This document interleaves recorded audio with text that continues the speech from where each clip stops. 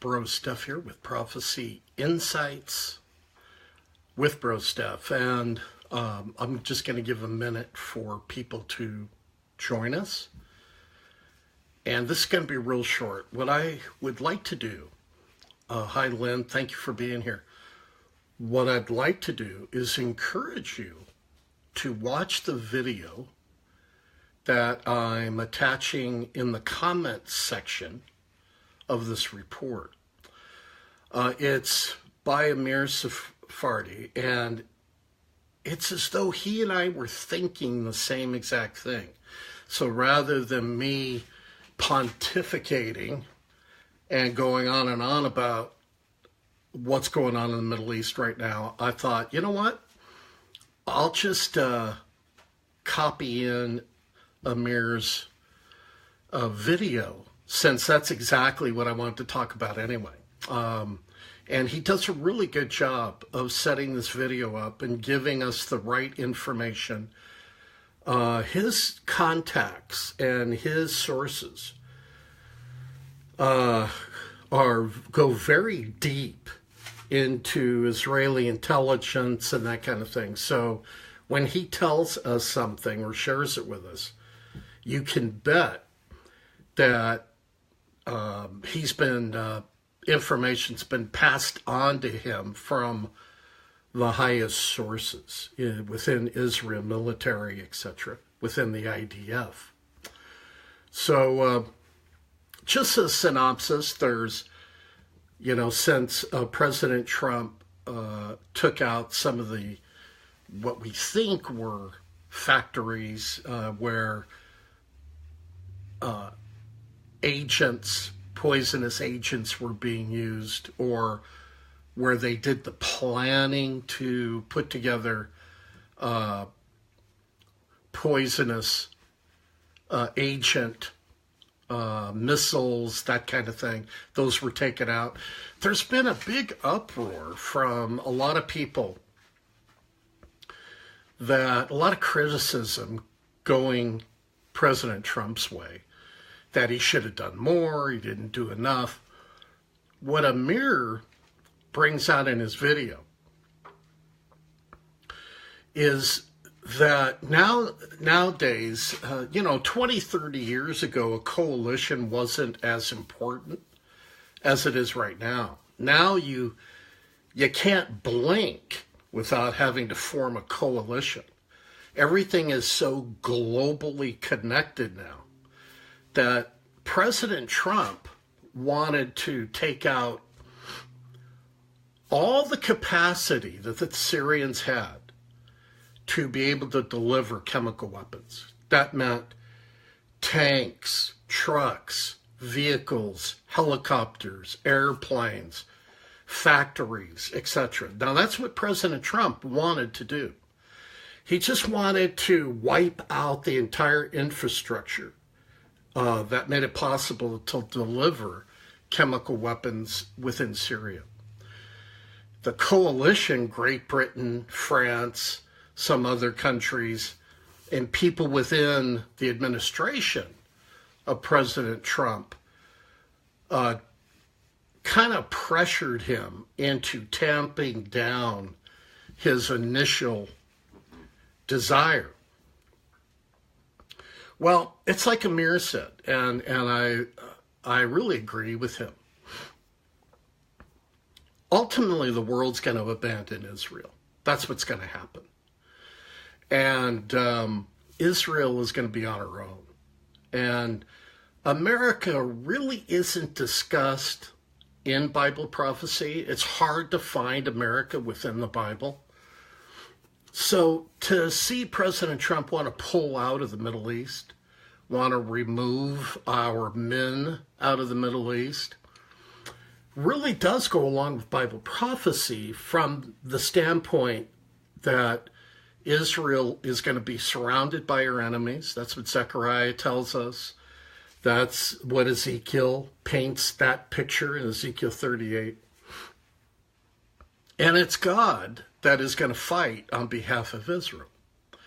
See, the Lord's not going to share his glory with anybody else. And what we're seeing right now is this setup where God's beginning to set up all the countries, all the players, all the political figures and decision makers to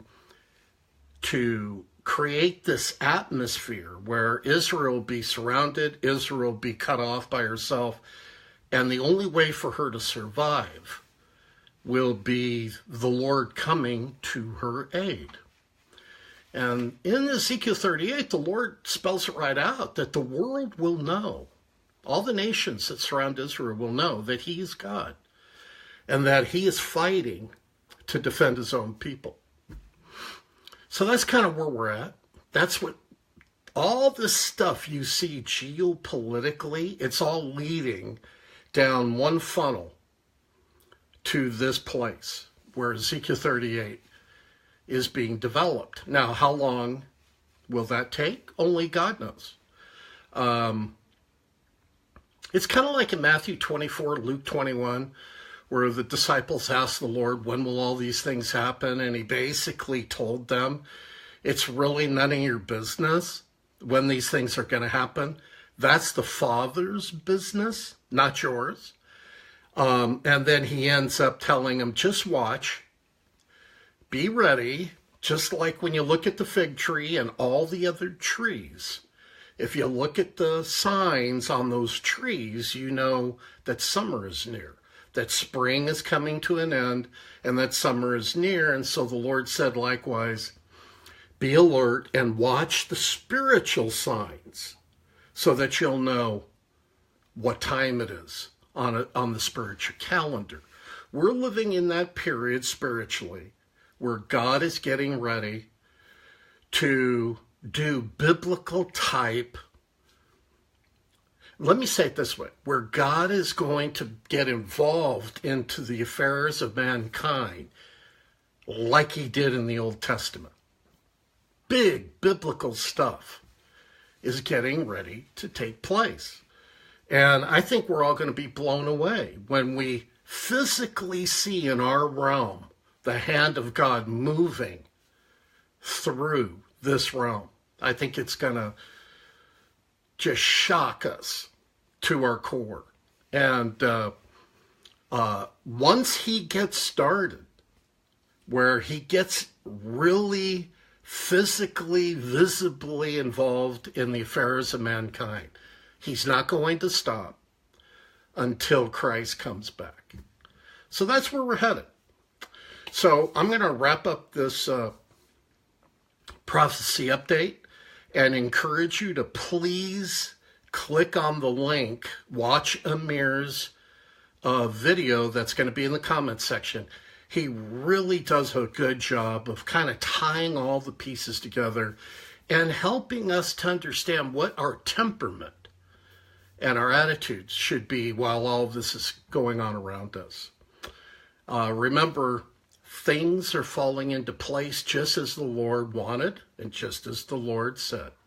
So be encouraged, because that means your day, my day of redemption, our day to be with the Lord, is drawing closer and closer and closer.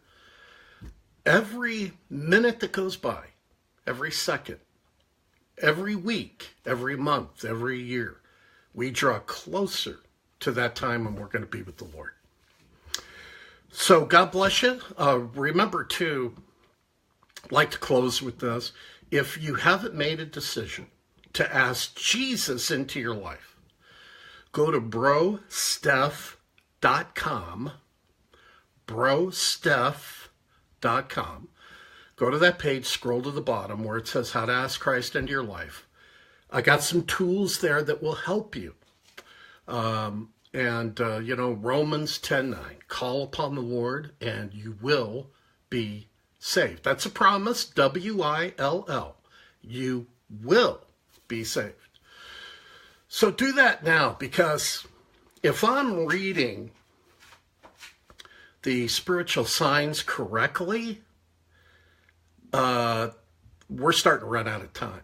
So that the time of the Gentiles is getting ready to get all wrapped up. And the very next thing, once the time of the Gentiles starts wrapping up, the return of Christ comes. Rapture of the church, of believers, is going to happen. The rise of the Antichrist will happen.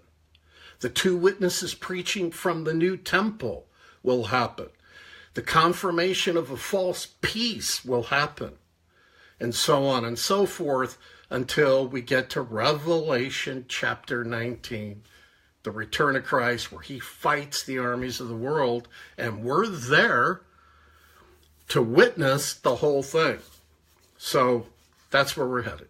God bless you. I'll see you again on another Prophecy Insight with Bro Steph. And remember, please, if you don't know the Lord, ask him into your life today. God bless you, and I'll see you again soon. Bye for now. Remember, watch that video in the comments section. And share this, and comment, and thumbs up if you like it. Okay? Thank you. Bye for now.